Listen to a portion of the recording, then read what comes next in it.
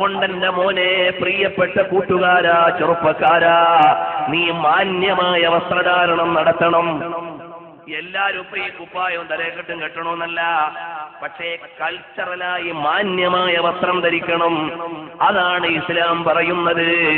ഇന്ന് നോക്കിക്കോ, അവിടെ നരച്ചത്, ഇവിടെ നരച്ചത്, ഇവിടെ കീറിയത്, പൊക്കില് പുറത്തുള്ളത്, മുതുക് പുറത്തുള്ളത്, സുജൂദിൽ പോയാൽ പഞ്ചായത്തും ബഹിരാകാശവും ഒക്കെ കാണുന്നത്, ഈ രൂപത്തിലുള്ള വസ്ത്രങ്ങളല്ലേ നമ്മുടെ ചെറുപ്പക്കാര് ധരിക്കുന്നത്. മോനെ, നീ ആരുടെ അനുയായിയാണ്? മദീനയുടെ നായകൻ സറാപ്പാച്ചമൻ ഹേ ദിയാറെ മദീന അഥവാ മാസിന ഹേ ബഹാറെ മദീന. ആ മദീനയുടെ നായകന്റെ അനുയായിയല്ലേ? നിനക്കിങ്ങനെ കൾച്ചറലി ബാക്കാകാൻ പറ്റുമോ? പറ്റൂല. അപ്പൊ നീ സംസ്കാരമുള്ള വേഷം ധരിക്കണം. ഇന്ന് പക്ഷെ ഈ വാപ്പാക്കുമ്മാക്കൊന്ന് കണ്ണില്ലേ? ഇന്നത്തെ പരിഷ്കാരത്തിന്റെ ഭംഗിയുണ്ടോ? പണ്ടൊക്കെ പരിഷ്കാരം എന്ന് പറഞ്ഞാൽ കാണാനൊരു ഭംഗിയുള്ളായിരുന്നു.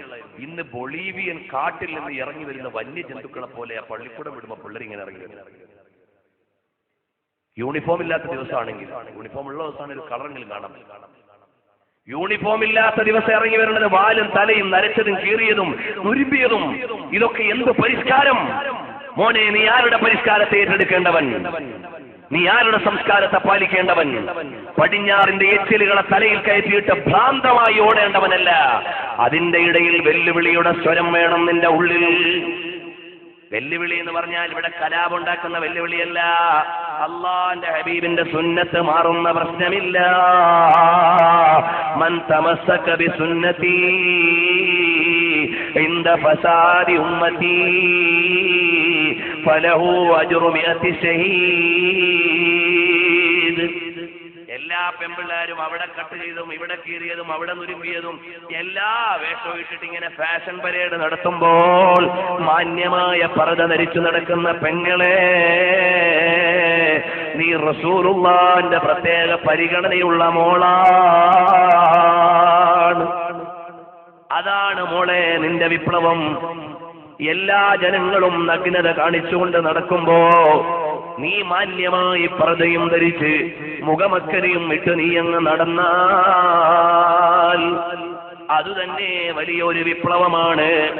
മോനെ, നീ ഇങ്ങനെ ജനങ്ങളെല്ലാം പല പല കോലത്തിലും ഞെരിയാണിക്ക് താഴെ ഇടക്കാലത്തിന്റെ പാൻസിന്റെ അടിഭാഗം ചെരുപ്പിന്റെ അടി വെച്ച് ചവിട്ടിയാലേ ഫാഷനാവൂ.